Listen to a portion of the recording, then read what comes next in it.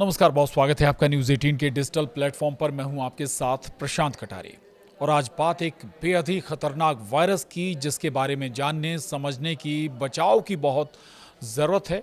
और ये जो वायरस है, ये दक्षिण के एक राज्य में लगातार कहर बरपा रहा है। दरअसल केरल में ब्रेन ईटिंग अमीबा ने फिर से कहर मचाया हुआ है। इस साल इसके कुल 69 मामले सामने आ चुके हैं, जिनमें से 18 लोगों की मौत हो गई। ये काफ़ी चिंता का कारण है, क्योंकि ब्रेन ईटिंग अमीबा के शुरुआती लक्षण मामूली बुखार और सिर दर्द से शुरू होते हैं। तो चलिए बताते हैं आपको, आखिर ये इन्फेक्शन क्या है, कितना खतरनाक है, कैसे होता है, कैसे इससे बचा जा सकता है। ये एक बेहद ही खतरनाक इन्फेक्शन है, जो ज़्यादातर मामलों में जानलेवा साबित होता है।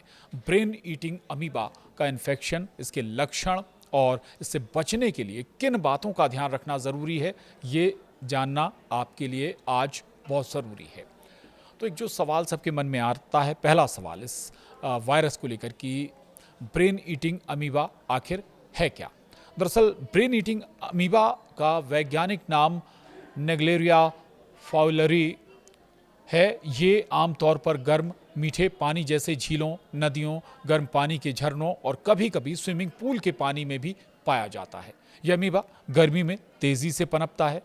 ये इन्फेक्शन प्राइमरी एमीबिक, और आपको बता दें, ये नाम ब्रेन ईटिंग इसलिए पड़ा क्योंकि एक बार दिमाग में पहुंचने पर यह अमीबा दिमाग के टिश्यू को डैमेज करना शुरू कर देता है।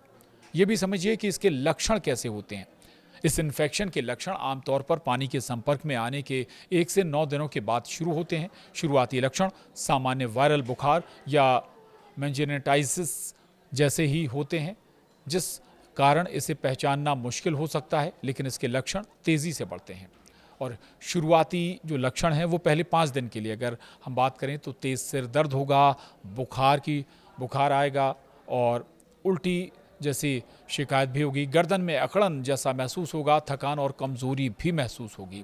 इसके बाद गंभीर लक्षण 5वें दिन से दिखने शुरू हो जाते हैं, यानी दौरे पड़ना, भ्रम की स्थिति होना, फोकस करने में कठिनाई आना, संतुलन खोना और कोमा में चले जाना।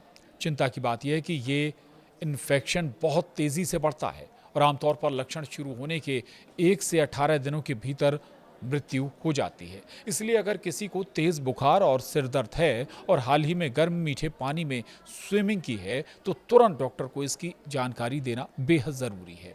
इससे बचाव के क्या तरीके हो सकते हैं, ये भी जानिए।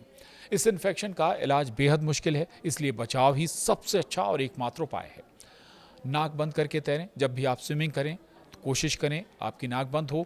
गर्म और मीठे पानी वाली झीलों, तालाबों या नदियों में तैरते समय नोज़ क्लिप का इस्तेमाल ज़रूर करें। ये पानी को नाक में जाने से रोकेगा।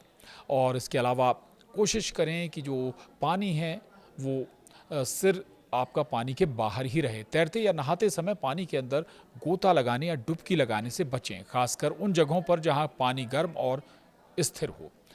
वहीं उबले हुए पानी का इस्तेमाल भी आपको लाभ दे सकता है। घर में नाक धोने के लिए केवल उबला हुआ फिल्टर्ड या स्टरलाइज्ड पानी ही इस्तेमाल करें। नल का पानी सीधे नाक में न डालें।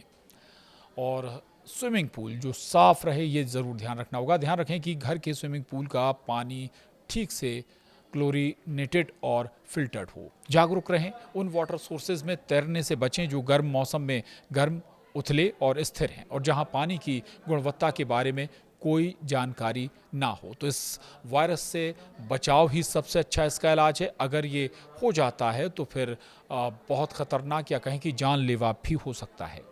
नमस्कार।